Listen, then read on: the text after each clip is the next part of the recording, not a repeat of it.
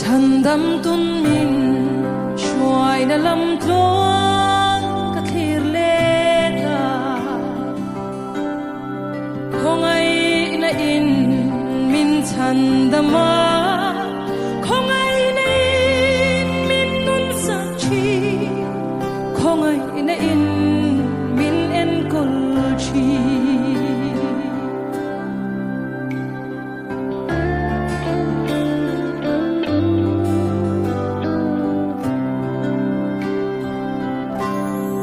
khong ai na in min thuk ru in min om te chi dam lai shi om tung chuk chou bo chung mu van lai yang min choi thale ra po bi na min sia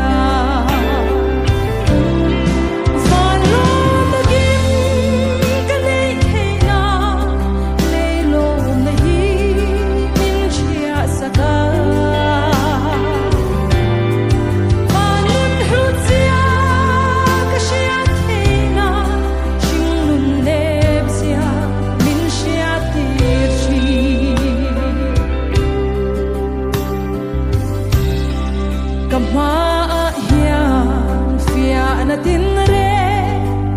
aron tira ama vegin min he saka